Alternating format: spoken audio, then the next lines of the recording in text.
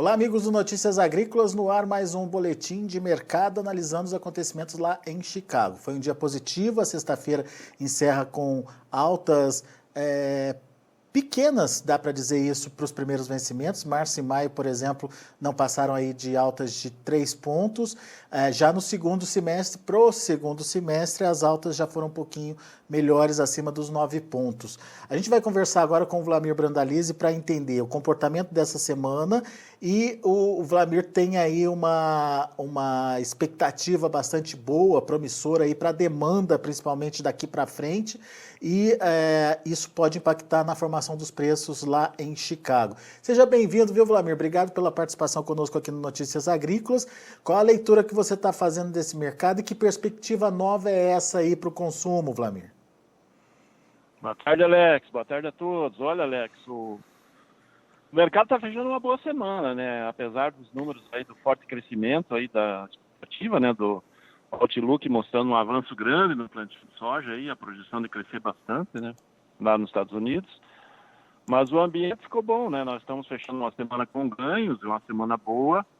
Poderia estar fechando com pressão de baixa, mas esse inverno polar aí que está passando no hemisfério norte, Alex, ele acaba trazendo reflexos positivos aí para a demanda, né? Então, uma das coisas que a gente está apontando, e ontem a gente conversando com o pessoal lá em Chicago, eles nem tinham tocado muito nessa situação, mas o inverno extremamente frio, que nem está agora, está causando aumento de demanda de ração, né? Porque os animais, desde a linha de aves, suínos, bovinos, todos eles, com o frio, ele acaba consumindo mais ração, ou se consumir o mesmo volume, ele não tem o ganho de peso que tinha com condições climáticas adequadas. Então, como na maioria das regiões não se consegue colocar uma calefação, a condição de temperatura ideal para o desenvolvimento dos animais, e até mesmo para a produção de ovos, leite, tudo isso está sendo afetado,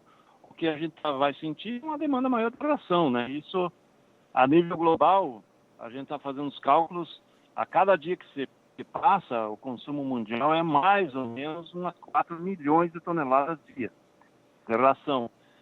E um animal que fica um dia a mais aí do que estava programado, se a gente levar em consideração todo o plantel mundial, são 4 milhões de toneladas a mais que vão ser consumidas. Se for uma semana, 28 milhões a mais de ração. Tudo isso é reflexo em demanda maior de milho, em demanda maior de soja, tudo lá. E vai sendo, provavelmente vai ter que ser reposto já no mês de março em diante, e automaticamente isso também vai trazer reflexo nos dados finais aí, que vai ter uma pressão também sobre o estoque final, né? Então esse acaba sendo um fator positivo, esse frio extremo aí que está se dando aí no hemisfério norte todo, não é só nos Estados Unidos, na China, na Europa, na Ásia toda, Canadá, todo mundo estão dentro do freezer, né? Mais que um freezer. Você está dizendo, então, de uma demanda extra num quadro de oferta já escassa, né, Vlamir? Isso significa um novo patamar de preços para a soja? Olha, Alex, para o curto prazo não, porque a soja já está em patamares altos, né? Esses 13,80, 13,70, 13,80 que ela está girando, já são patamares bastante altos aí, perante o que vinha trabalhando aí nos últimos anos. Então ela já evoluiu muito. O que isso pode dar é um fôlego melhor aí para as cotações de médio e longo prazo. Então você quando comentou aí na abertura do programa que o avanço dos meses curtos aí foi 3, 4 pontos, e dos longos lá do fim do ano de 8, 9 pontos, né, que você comentou, e isso já é um reflexo. Então acaba melhorando as condições lá na frente. E não dá muita mudança no curto prazo, porque o curto prazo já está com o mercado praticamente absorvido, a safra brasileira agora vai entrar a todo vapor e vai atender isso, e o produto já está negociado praticamente todo para atender a demanda desse segmento de ração aí, pelo menos até o meio do ano.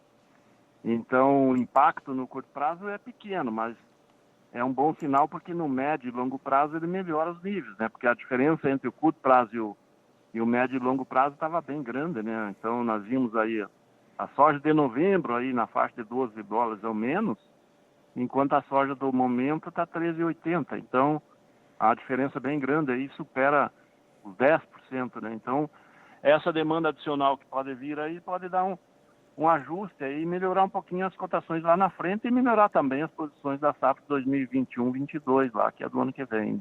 Você acha que o mercado fez alguma leitura em cima dos números divulgados hoje pelo Outlook?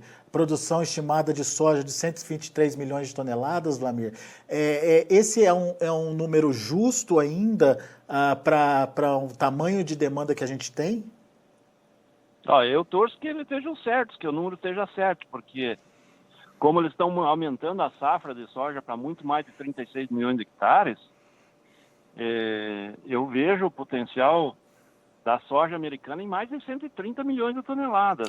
Então, eles vieram com um número bem pé no chão, em função de que também eles já começam a olhar essa questão do inverno mais longo aí como um fator negativo no potencial produtivo, e esse número eu gostei dele, é um número bom, porque mesmo que é um número maior que a safra passada, que foi 112,6, mas ele não veio que eu esperava que ele pudesse trazer talvez mais de 130 milhões de toneladas, né? Porque o potencial existe, né, lá nos Estados Unidos para colher mais de 130.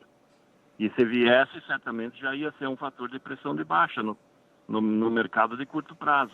Mas eu gostei do número, um número bom, bem pé no chão, já temendo aí que vai ter limitação de potencial produtivo aí pelo clima nessa temporada. O que a gente pode esperar dos próximos dias nas negociações lá em Chicago, Vlamir?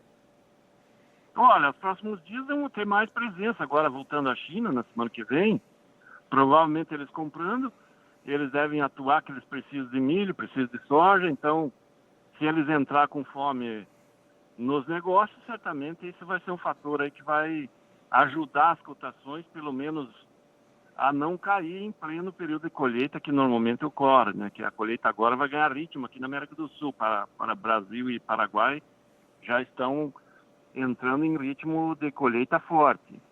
Isso normalmente acaba pressionando os mercados lá em Chicago.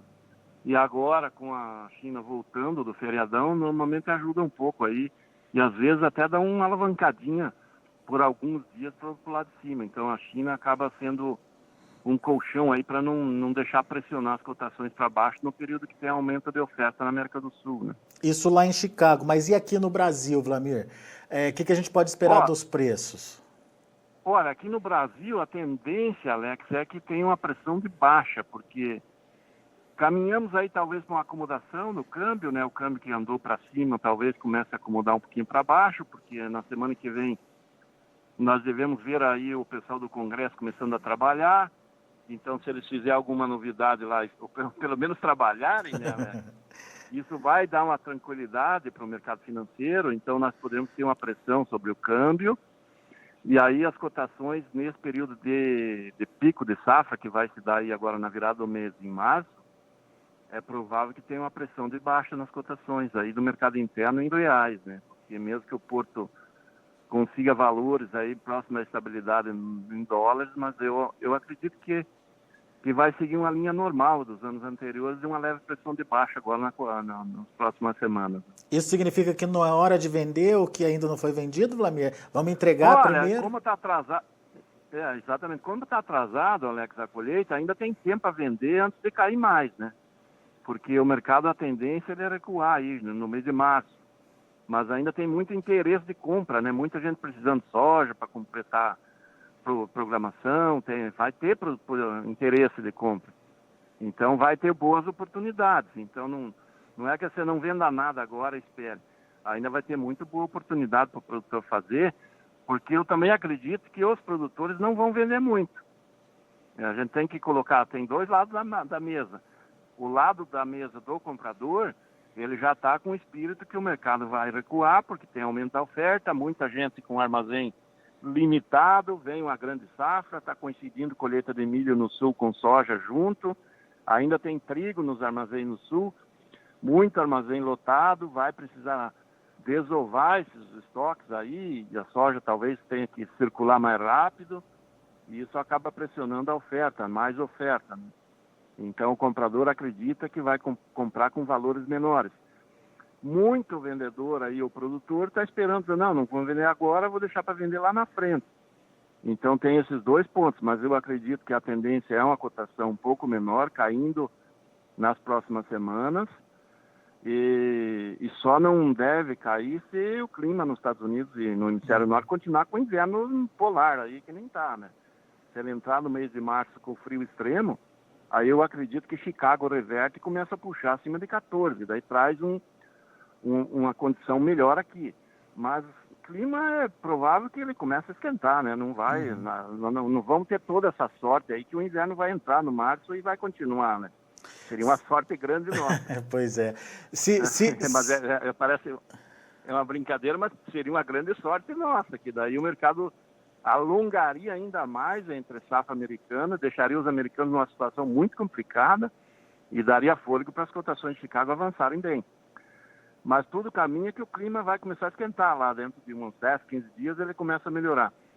Mesmo assim, vai ser um ano de atraso na safra, provavelmente. Mas se não aqui tiver... dentro... Só para fechar a ideia, aqui dentro a tendência é o comprador baixar um pouco as posições e o produtor aí vai tentar segurar, mas ele ainda tem boas oportunidades para que ele precise de dinheiro pelo menos nos próximos 60 dias. Aquele que vai precisar caixa ainda está num bom momento de fazer fechamento e pegar boas cotações. Depois da metade de março em diante, que vamos estar no pico da safra, no pico de grão entrando, fila em armazém lotado, aí já começa a pressionar mais as cotações, porque aí o produtor vai receber menos, né? Provavelmente seguindo essa linha, né? Então, temos que torcer que o inverno vá até o final de março lá, daí tranquilo, daí não tem queda, né? Então, Mas isso não acontece, faz muitos séculos que não acontece. Então, sem essa interferência do clima na safra americana, ou pelo menos nas condições americanas, a gente tem aí uma possibilidade de mês de março, com patamares menores de preços para a soja no Brasil. Menores, inclusive, do que os praticados agora, no mês de fevereiro, por exemplo, Vlamir? Sim, eu acredito que a média de cotações em reais vai ser menor. Muito bem. Porque aparentemente não tem muito fôlego para dar pressão e apoio no prêmio. O prêmio também deve seguir aí calmo, aí na faixa de 30, 40, 50 pontos no máximo.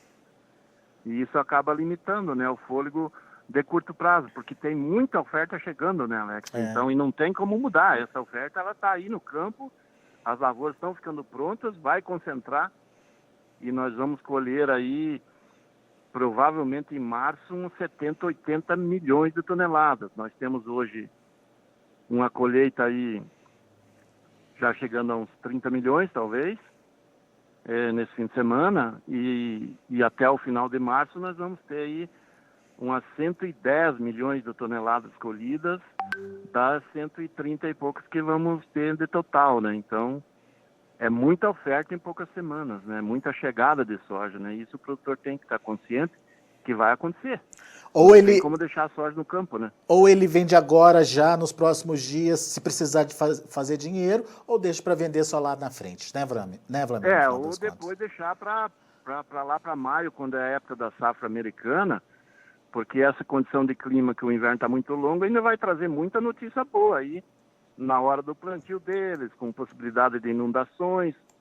Já existe um indicativo que possa também ser um ano mais seco em função de todo esse inverno polar aí que dificulte o sistema de chuvas. Então, tem notícias boas para acontecer, mas só que março vai ser um mês muito pressionado de oferta de chegada de safra, né? Legal. Boa, Vlamir, muito obrigado, viu, pela sua participação aqui com a gente mais uma vez. Volte sempre, meu amigo.